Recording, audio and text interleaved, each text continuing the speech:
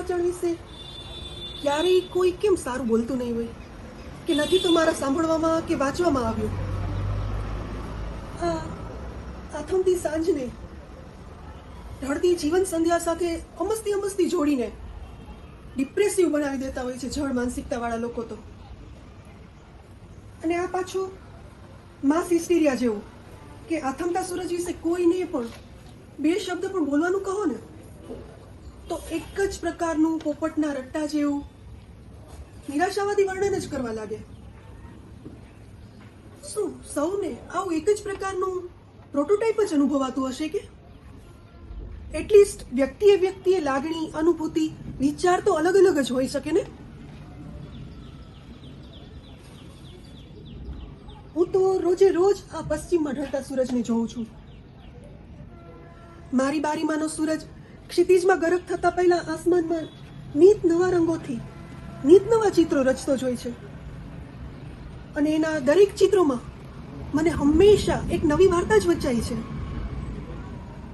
હા, આ ફેલાયેલા રંગોમાં, આ અહીંથી વિખરાયેલા વાદળોમાં, પવનના ધક્કાથી આમ જાણે પરાણે ધીમે ધીમે ખસતા જતા હોય ને, એમાં મેં નજર ટેકવી અને શોધ્યું છે કે કદાચ મને આ સૂરજ થોડોક ઝંખવાયેલો, થોડોક અસ્થિર, થોડોક નિરાશ એવો અસ્તવ્યસ્ત, કે પછી જવાબદારીના ભાર નીચે કચડાયેલો દેખાઈ જાય.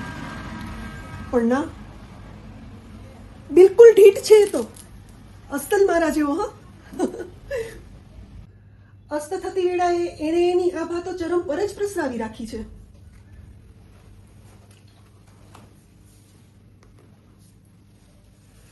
હાય, કેવો વાલુડો લાગે છે મને આ સૂરજ. મન થાય છે કે મારી સાડીના પાલવની કોરને ક્ષિતિજની રેખા બનાવું અને આ રતુમડા પ્લમના ગોળાને આમથી તેમ રડકાવીને સરકાવું, એની સાથે થોડીક મસ્તી કરી લઉં, એના બંને ગાલને ચીટીઓ ભરીને ખેંચું, મારા પાલવના એક ખૂણે ગાંઠ મારીને એને પૂરી દઉં.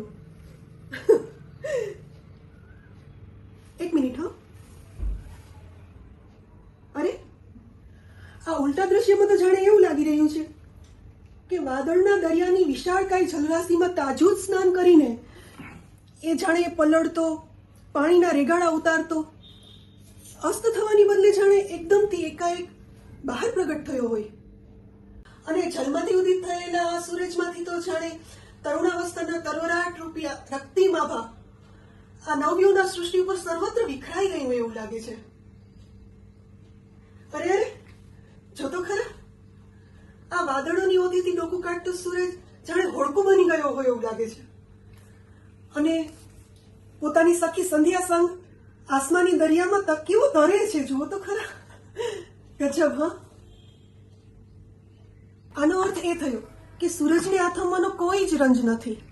અસ્તાચળે પહોંચીને પણ સૂરજ પોતાનો પ્રભાવ એવો ને એવો જ જાળવી રાખવા સક્ષમ રહ્યો છે.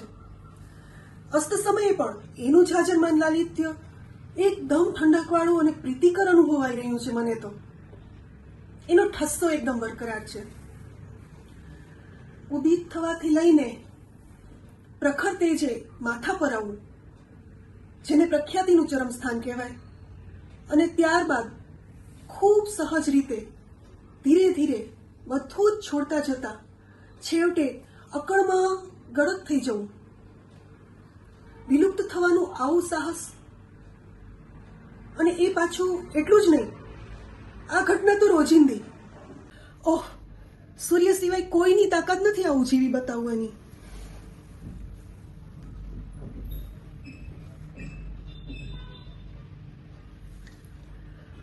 હેલો ડિયર, રાત્રે કેન્ડલ લાઇટ ડિનર પર જઈએ. આજે તારી સાથે ડાન્સ ફ્લોર પર મસ્ત ઝૂમવાની ઈચ્છા છે મારી. આવીશ ને? હા, મેં નિર્ણય કરી જ લીધો. તારો સાથ હોય ને તો જીવનની આ પાછલી ઇનિંગ પણ દમદાર રીતે ખેલી બતાવવી છે મારે. જીવનભરના અનુભવોની તપીશથી પાકટ થયેલા શ્વેત વાળવાળો તારા જેવો મિત્ર મારી વાર્તાનો નાયક હોઈ શકે. મજબૂત અને સક્ષમ, બિલકુલ મારા વહાલુડા સૂરજ જેવો. હા, અરે બધું હે શું કરે છે? નહીં સમજાય તને મારી વાતો. હા ચાલ ફોન મૂક હવે. મળીએ ને. જીવન સંધ્યાએ આગળ સાથે સાથે ભરવાના તારા અને મારા નવા કદમોનો સાથે લઈ સાધીએ ને. બાય. C you.